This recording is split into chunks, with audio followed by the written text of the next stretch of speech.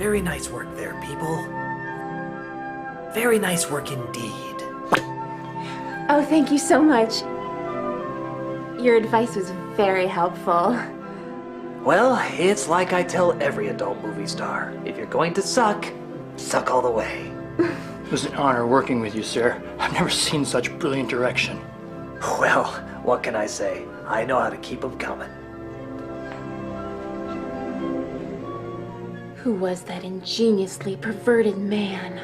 That was Michael Bay, the most brilliant porn director the world has ever known.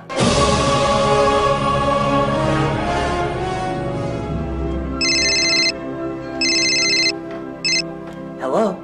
Hey, Michael, it's Peter. Peter! So, good news? Good news, buddy. We decided to let you direct Bad Boys. If all goes well, we might have a few other films lined up for you, too. They see potential in you, kid. Keep it up. You might just be one of the biggest action directors of all time. Oh. Well, that's great, Peter. That's great. And what's the matter? I thought you'd be more excited. Oh, I am, Peter. I am, but, I just don't know if I always want to be associated with action. Well, what did you have in mind? Well, I always wanted to do a romance.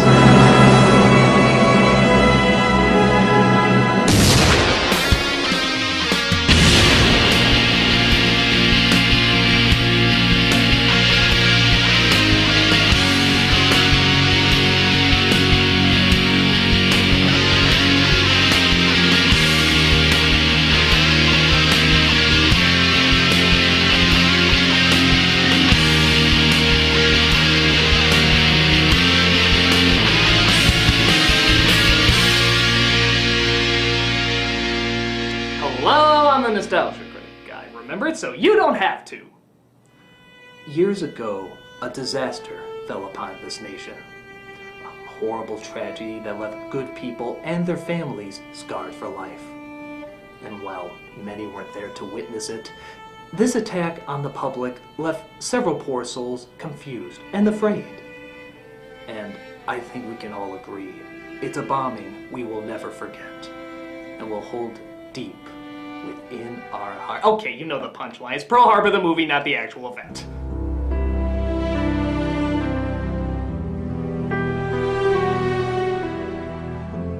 Some of you may find it kind of cold of me to make a joke around that, but if Michael Bay can make up insulting shit about Pearl Harbor, well then so can I.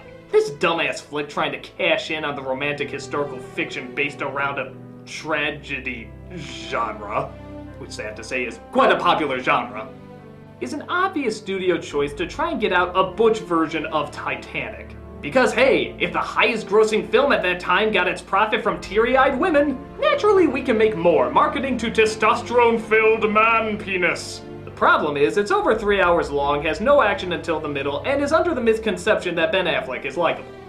And seeing how this is still the month of love,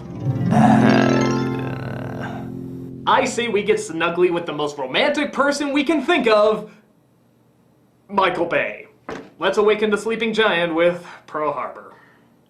We open with two boys on a farm pretending to be pilots when one of their dads comes in from his job. I'll get the front! No, you take the back!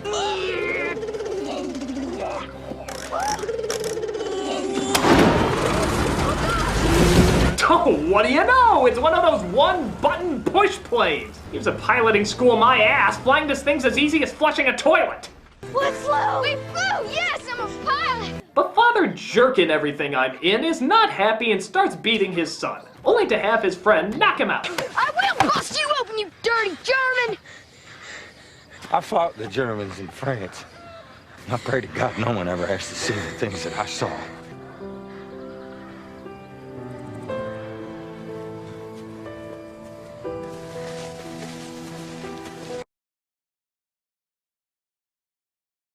We are so lost. No, we're not. We're not going anywhere. Yes, we are. We have no direction at all. Yes, we do. Told you we weren't going anywhere. Blow me. Cut to years later where those two boys have grown up into some wild, crazy rapscallions who love putting priceless military aircraft in jeopardy. Maverick! Those farm boys are grounded. Yes, sir. An entirely unacceptable use of military aircraft, sir. I stutter. It's my thing. It's a quick way to identify me without having to give me any character. Get those hedge hoppers in Doolittle's office. Our heroes are played by Ben Affleck, pre-director days, so you can hate him all you want, and Josh Hartnett, who if his eyes were any more squinty would have to see through his eyelids. They're under the command of Colonel Doolittle, played by Alec Baldwin. Pre I had too much pie, but not post I need to seriously stop eating the goddamn pie. It's ironic because he plays a person based on a real-life colonel, and yet he's probably the most cliched character in the entire movie. That's not training, Macaulay, that's a stunt. And I personally consider it to be reckless and irresponsible. I was doing it to try to inspire the men, sir, in the way that you've inspired me. I believe the French even have a word for that, when the men get together to honor their leaders. They call it an homage, sir. A what? Don't throw your $1,000,000 words around me! What complicated French phrases are next? Baguette? Croissant? Gerard Depardieu? An homage, sir. That's bullshit, Macaulay! Everybody. But it's very good bullshit! Thank you, sir. Yeah, we like these privates that don't follow commands and endanger their lives and equipment. We need more people like you not doing what we tell you to do. It's like the old saying goes, be all that you can be and do whatever you want. We're flexible. Oh, man, I'm one good-looking son of a bitch. So seeing how Michael Bay's forecast calls for permanent sunsets, it's probably best that we cut to the next night. Oh, and here's a fun game. Count how many times they giggle throughout this entire scene. If the Call of Duty means seeing 150 men in their underwear every day, we are here to serve. You know what they're doing where I come from? Cow tipping. Where you join the Navy? We're Navy nurses, not tourists. I joined to do my patriotic duty. And to meet guys. Past him. Well, he was getting fresh, so I poked him again. Stop! Oh, by the way, hi Jennifer Garner. Yeah, that's really her before she became famous. God, I wish you and these brainless bimbos were all just aliases for your next undercover mission. You gotta tell them the story, Evelyn. Well, it was about 4 weeks ago. So Hartnett tries to help Affleck cheat the physical so he can pass and join the military, but Kate catches on and calls him on it. But Army and Navy requires 20/20 vision. Oh, it's not a problem with my eyes. I mean, I can see. It's just letters. I mix them up sometimes. That's all. I mean, I just get them backwards sometimes. Well, I felt so bad. I had no choice. I passed him. Well, I guess it's nice that she passes dyslexic doofuses, putting most likely several other soldiers at risk in critical times. But all I want to know is, if he constantly gets letters and numbers backwards all the time, then how the hell did he read the cheat sheet? Dipshit, just imagine those letters are up on the board! Because guess what? They are up on the board! Maybe we could celebrate. Celebrate what? Well, you being my hero, for one. They of course start chatting and start up a romance, but is it me, or does it sound like Lucas took over some of this romantic banter here? You are so beautiful, it hurts. It's your nose that hurts. Oh, I think it's my heart. You're so beautiful. It's only because I'm so in love. No, it's because I'm so in love with you. So love has blinded you? Maybe Lucas's screen alias is Randall Wallace. Wouldn't that explain so much? So they spend days and days together until we come to this tired story thread. The fact that he's leaving the next day and is only now telling her about it. But I'm going to the war. Tomorrow, flying with the Eagle Squadron. You're in the U.S. Army. How could they order you to go? I volunteered. I passed you. Now you volunteer for the most dangerous place you could go? It's not your responsibility. It's not your choice. Yeah, we're just a couple. It's not like you have any say in things. It's like Rosie the Riveter says, men call all the shots. Or was it something else? No, that was it. But at least they have one last romantic evening alone together. See, I can't do this. I mean, I can. I want to. I don't want you to have anything about tonight that you regret. If I had one more night to live, I'd want to spend it with you. See, that's what I want to come home to. I want to know the best part of my life still ahead of me. So, the promise of sex will bring you home? Okay, fair enough, but you're still gonna have that lust whether you're with her tonight or not. Why buy the cow, man? Or deny the cow sex, however the phrase goes. So he tells her not to see him off at the train station, but yeah, get a load of this great logic. It's my test. If I tell her not to come and she comes anyway, then I know she loves me. Okay, dude, you kept that you're leaving a secret, sprung it on her the night before, say she has no choice in the matter, are denying her nookie, and you have the bull testicles to be testing her? What the hell do you do for an encore? Tell orphans that they're seeing Santa's workshop, but it's really a war zone and the ones who didn't plug their ears get a cookie? Christ, how close are those Japanese planes again?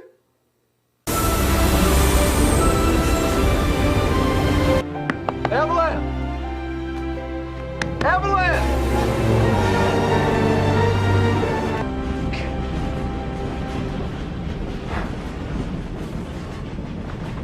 She loves me. I totally made my girlfriend who I treat badly cry. Feeling the douche. So while Kate and her friends are off to be nurses... Welcome, ladies. Hi. Oh, don't you mean Affleck spends time in fighter jets while also riding his supposed true love. Family. Girl, sir. The girl. A lot of people frown on the Yanks for not being in this war yet. I'd just like to say, if there are many more back home like you, God help anyone who goes to war with America. Oh, yeah, another thing about this movie. If it could jerk off America's Wang anymore, it'd probably get dick sauce on Cuba. But meanwhile, our Japanese enemies plot their surprise attack, led by God on high, treasure to the entire world and whatever parts of the universe are left undiscovered, Mako. Well, Pearl Harbor is too shallow for an aerial torpedo attack, and we're surrounded by subnets. Distance is our ally, Admiral. You analysts got it all figured out, don't you? A smart enemy gets you exactly where you think you're safe.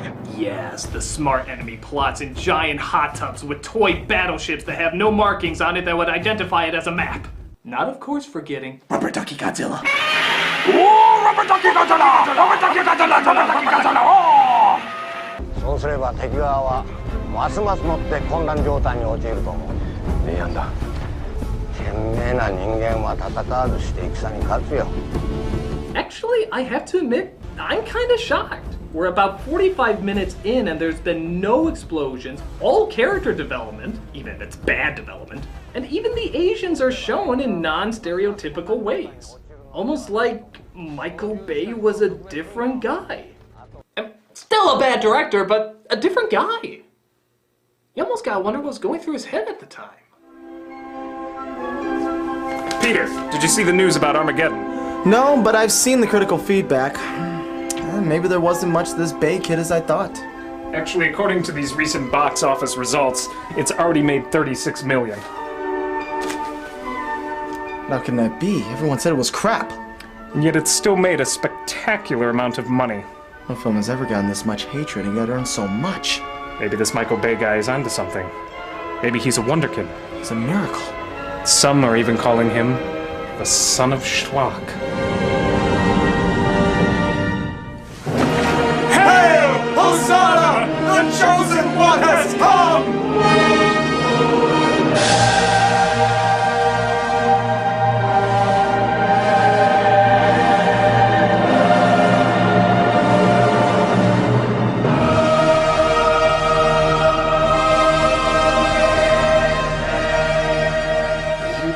Just been the best roommates a man can have. Not only have you been there to help me shoot all my adult films, but you've also been supportive, and I can't help but feel you've had an impact on the way I view the world. Man, that'd be dope. Tina A., in this rough, brutal world that we live in, you've shown me all that women are capable of. It was a pleasure to serve you, Mr. Bay. And Dog Johnson, you've taught me what it means to keep it real and never conform to the white man stereotype. Bitch, we be keeping it hissy-wissy in the pussy, man. Indeed. I want you both to know that even though I'm moving away to make bigger and better films, I will one day represent each of you in the way you've had an impact on me. So what now, G? You keeping it hopping and popping up in the hood? Oh, dog, whatever you just said. No. They've finally asked me to make the ultimate romance epic that I've always wanted to make. Pearl Harbor. Farewell, my friends. That little bitch is gonna be alright. He sure is, dog. What you on, bitch?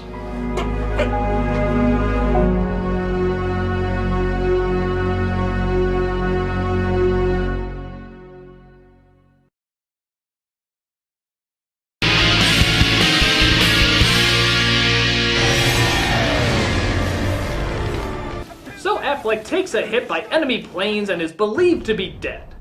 Hartnett goes to deliver the bad news.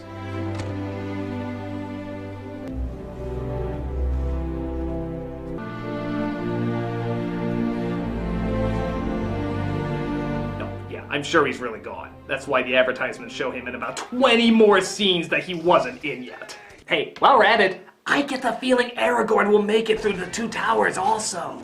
So Hartnett and Beckinsale tried to deal with their loss of Affleck! I volunteered to go to England. Volunteered? He told me he'd been assigned. So he was trying to protect me.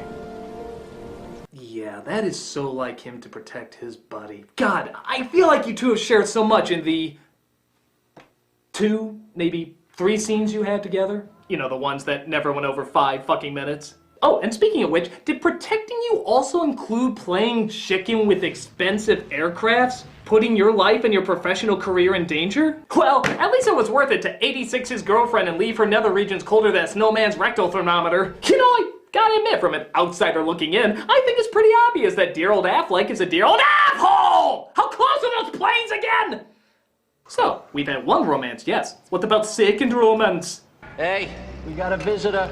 I think I'm falling for her. 3 months later, Kate decides to go to the military base in her finest evening dress to, not hit on Hartnett, but somehow ends up flying with him with her in his lap anyway. Yeah, I'm sure that was sanctioned. Hey Sarge, I'm gonna take my girlfriend up into the air with her in my lap even though the seatbelt can't fit around us. Okay, just be back by 12. My kids are gonna drive the submarine tomorrow. So after their joyride, he takes her into one of the hangars to see if his parachute will still deploy.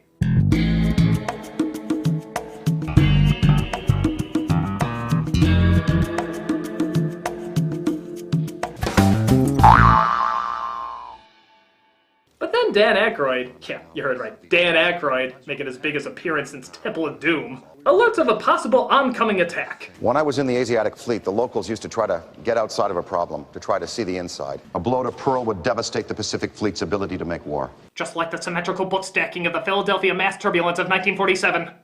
Actually, the funny thing is, Aykroyd might be one of the best parts of the movie. I mean, whether you like him as an actor or not, you have to admit, he is the king of exposition. Anytime he's explaining something, you will always listen. It's like playing chess in the dark. Any rumor, troop movement, ship movement, spine tingle, goosebump, we pay attention to it. Hell, I could probably take The Dark Knight more seriously if Aykroyd was doing his voice.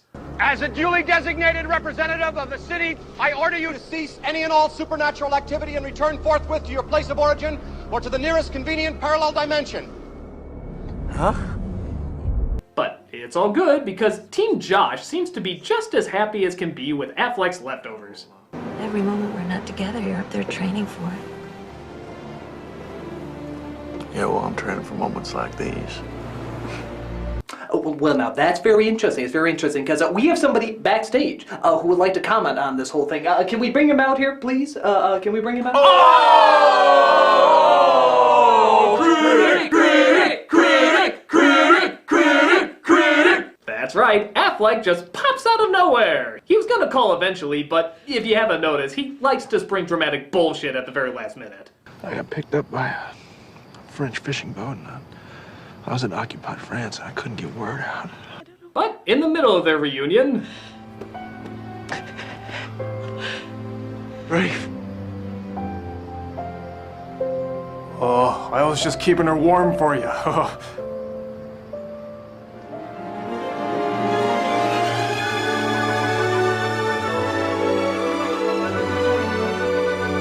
Stay away.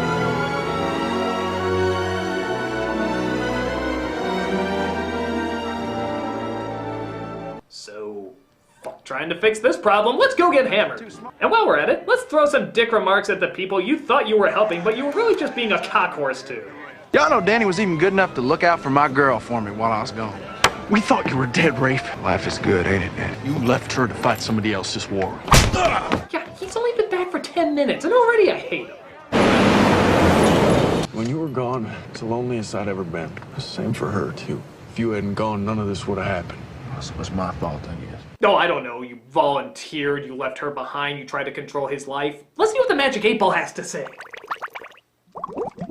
Can't argue with that. Things can be right between me and you. I just don't see how it could ever be the same.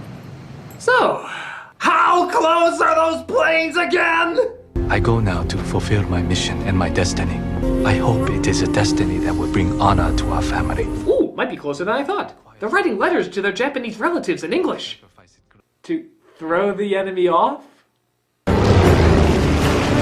So, just a mere hour and a half in, we finally get our attack on the harbor. Rather than just let the terror of the attack speak for itself, let's fly by every poetic symbol of American innocence we can find. Konnichiwa. Konnichiwa. Konnichiwa. Konnichiwa. Konnichiwa. Konnichiwa. Konnichiwa. Konnichiwa. Konnichiwa. Konnichiwa. All your base are belong to us.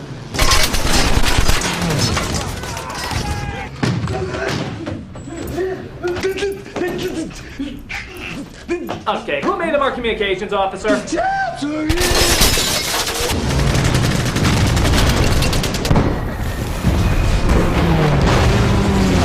Where are those dashing heroes of ours while this terrible event is going on?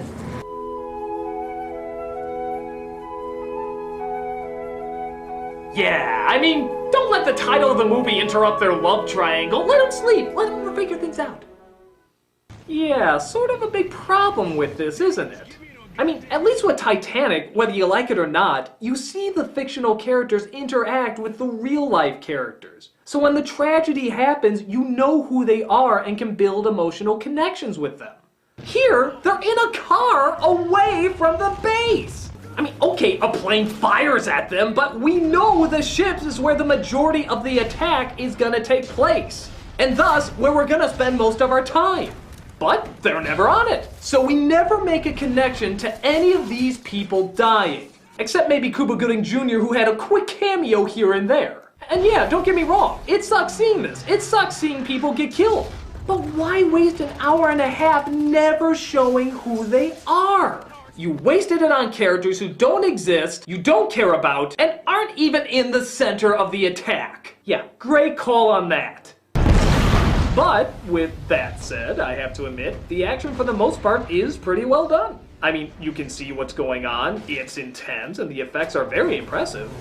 But even Bay couldn't let this pass without some bullshit moments. For example, is this guy brushing his teeth? Are you shitting me? Buddy, fuck the plaque buildup! I really hope the military doesn't teach people that when they hear explosions, run out into fire in a bath towel! Oh, and how about this crap where the planes are shown firing on civilians at a hospital, even though it was reported that the Japanese never fired on them. Yeah, even when they had a clear shot, they would not fire at the hospital. Fuck that shit! This is Michael Bay's history! This is Randall Wallace's writing! We have to put Kate Beckinsale in danger from those evil Japs who have to fire on hospitals and kill one of those giggling idiots that you barely knew. Oh yeah, I'll miss whatever the hell her name was. Oh, and listen to this. Wait a fuck! You're telling me that a man, a soldier, a sailor in the Navy on a battle cruiser can't swim? Okay. Okay, Michael Bay. Okay, Michael, America, fuck yeah, Michael Bay, I'd do anything for fucking America, I'd jerk it off until it splooges everywhere. You are making our military look like undisciplined asses. I mean, let me get this straight. They take women up in their planes for joyrides, use cheat sheets to pass their eye exams, which still doesn't make any fucking sense, by the way, pull off dangerous ego-stroking stunts, and yet somehow that gets them promoted, continue to brush their teeth even when they're under attack. By the way, he still has it. Look, he still fucking has it. Don't go protect another soldier or anything. You hold on to that toothbrush, Private. And on top of that, you make the accusation that there are soldiers in the military who can't swim. You know, Dick, because that's what you are, fucking Dick. When you show this image of the American flag destroyed, you're not just showing your dollar store symbolism that says, ooh, America's hurt, but it's very clear that what is important to you is not how you view America. What is important to you is how others see you viewing America. So, you can make up whatever you want. You can fabricate things. You can lie about history. You can exaggerate. You can glorify. You can demonize. You can distort the facts. You can make up the truth. Make up the truth about people who lost their lives in this great tragedy. Why? Because you're doing it in the name that you fucking love America. I'm sorry, I don't fuck around with this shit. I don't, okay? These are people who have lost their lives, people who have been drafted, people who volunteered, people putting their asses on the line, and many of them don't come back. You're taking it upon yourself to show that. And I know what you're thinking. You're thinking, well, I'll just make up people because they weren't really there, so I can do whatever I want with them. I can make shit up. And granted, you don't deserve the responsibility to show real events. You don't live in the real world. But what happens is that when you take it and base it on a real event, and you have to show these real people, you have to get it right, Michael Bay. You have to get it right because this isn't Transformers, okay? That's kid shit. You can do whatever you want. It's not The Rock. It's not Chuck Humphrey saying, winners fuck the prom queen. No, it's fucking Pearl Harbor. Reality. It actually happened. And I know you're thinking, well, it's Hollywood. We take liberties. Fuck you. It's not Hollywood. When you take it upon yourself to represent something that really happened and is still painful and hurts a lot of people, that means you have to do two things. One, you have to grow up and be an adult. Two, you have to actually represent these people as best as humanly possible. You son of a bitch!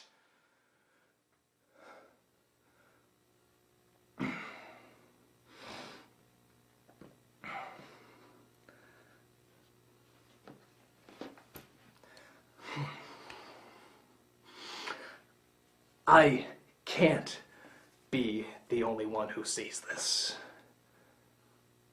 And thank God, I wasn't. Don't look at me! I didn't pick the guy! I know the movie bombed! All I did was throw money at it! I didn't choose the director! But Peter, I was here in the room when you hired him. I told you, I never heard of the guy. I never heard of Michael Bay. Now get out of here! Go! Go! Get out of here!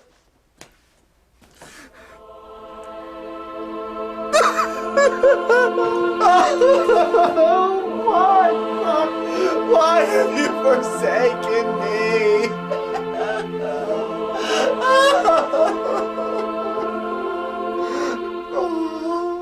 Your secretary wishes it to be known that there's an offer for free hugs. Send her in. Him. Never mind. What kind of sadistic man is this? Making this pile of crap. That was the worst thing I've ever seen in my life. Oh my God. I can't believe I forced my son to watch this. I will never go see another movie for the rest of my The life. nerve of this guy. It's just gonna make me vomit. He should just kill himself. Kill himself! So what went wrong, Mr. Bay? I don't know. This was supposed to be my big epic masterpiece, but not only do all the critics hate it, but audiences hate it too. That's real tough, brittle Skittle. That is really tough. All the world hates me, and now I have to carry my burden.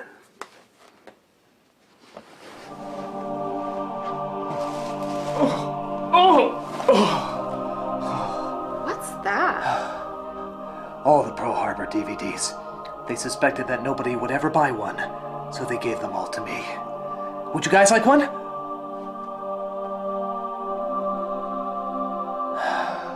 Then I must leave you. Goodbye.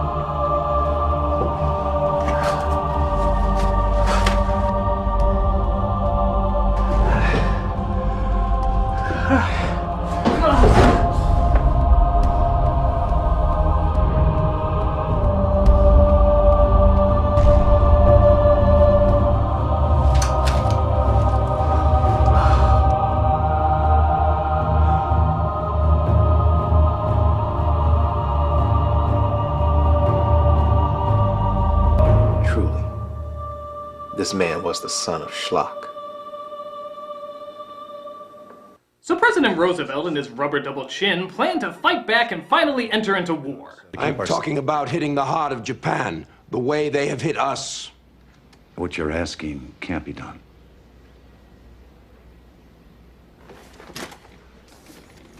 Oh no, he no, he cannot, oh no, you stop right there, Roosevelt, no, you stop, no, you can't, oh, you can't, Roosevelt, oh my God, he's doing it, no, I'm fucking telling no, Roosevelt, biatch! Do not tell me it can't be done.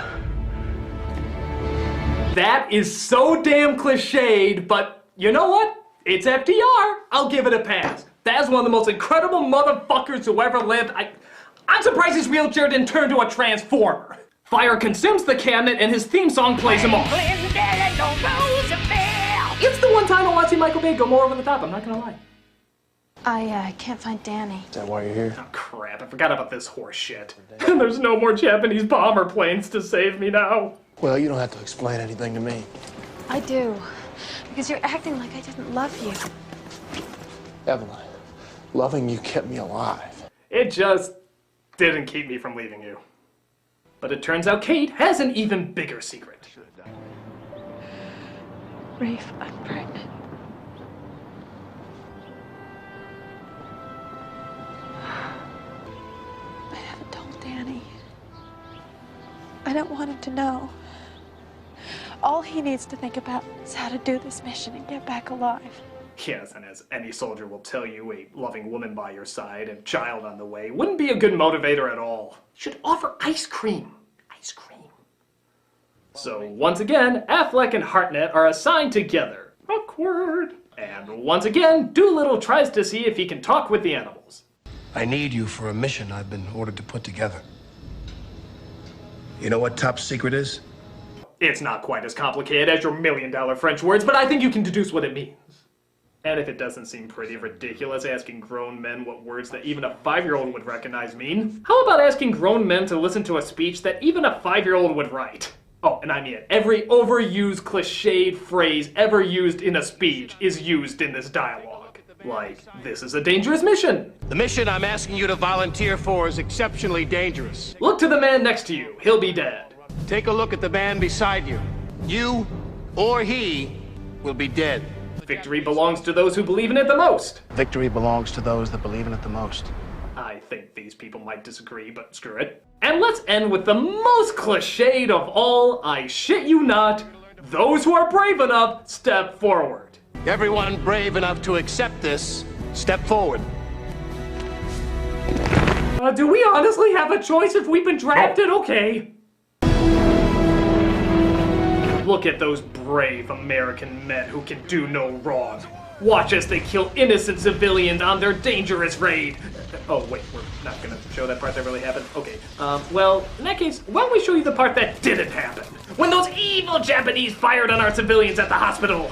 It's true, history's written by the winners. Or people so secure about how good their country is that they have to constantly edit it to remind you how good it is. But after their raid, they crash land in China, where Japanese armies are waiting. This makes Affleck's gun growl. No, really, it growls. And Hartnett is shot in the crossfire. Danny, you can't die. You can't die. You know why?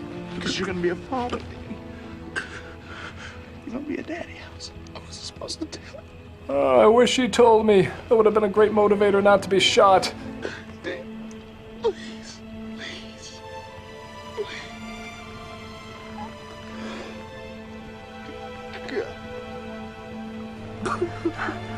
You've been worth nothing.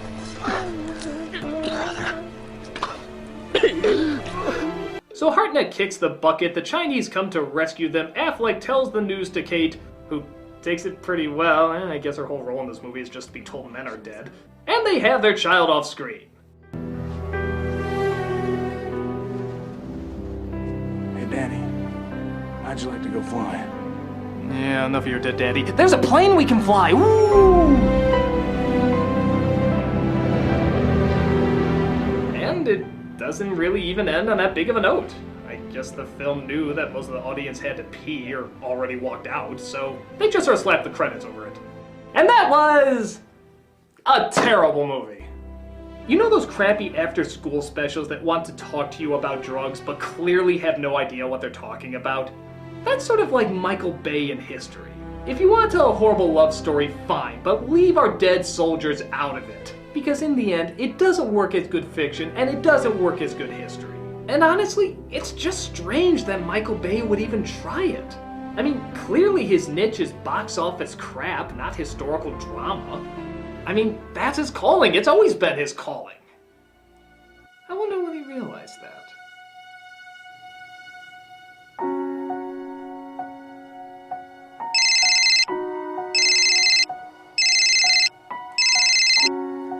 Hello? Bay, where you been, man? We've been worried sick about you. Tell him I have big boobs. Tina says she has big boobs. Why would that...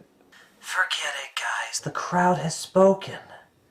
Nobody wants to see what I'm best at. Bitch, that's cracker talk. Maybe the thing you're best at isn't romances or representing history, or any sort of reality for that matter. What are you talking about? The Bay I know didn't give a shit about emotions, or character, or anything like that. The Bay I know pleased the lowest common denominator, and went all the way with it. It's like when we did porn. You just gave the people what they want. Wait a minute, what'd you say? It's like when we did porn, remember? I do. Thank you, dog. You've inspired me once again. Hello? Okay. I'm gonna take a risk on you one more time. Good, because I have a new way to change Hollywood. What? How would you like to get every perverted man-child in the world to see your movie? That's every producer's dream. Well, I think I figured out a way to make it happen. How? Make it all porn. You mean like big-breasted women everywhere? No! Well, yes, but go beyond that. Make everything that you shoot in the movie like it's a woman taking her clothes off. I don't follow. That chair over there, I can shoot it like it's porn. With low-angle shots, slow-mos, zoom-ins, I can make it look absolutely erotic. Anytime you see an explosion, shoot it like it's porn. Anytime you see an American flag waving, shoot it like it's porn. I bet I can even make the sunset look like it's porn.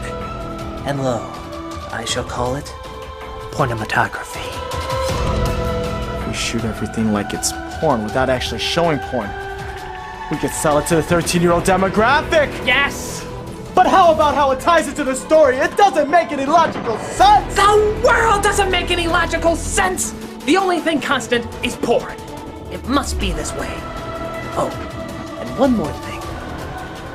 I require my own crew this time.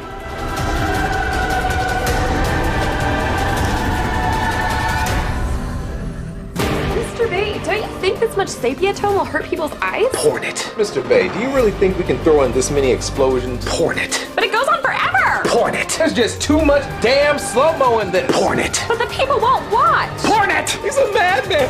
A madman! Porn it!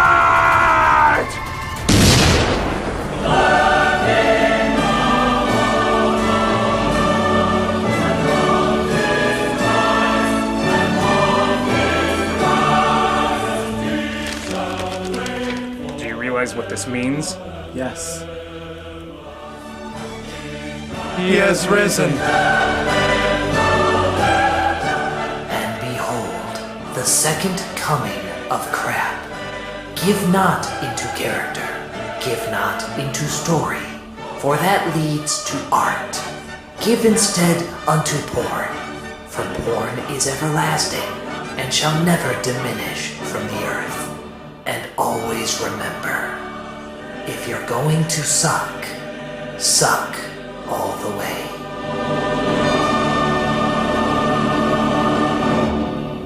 But I can speculate. I'm the nostalgia critic guy, remember? So you don't have to.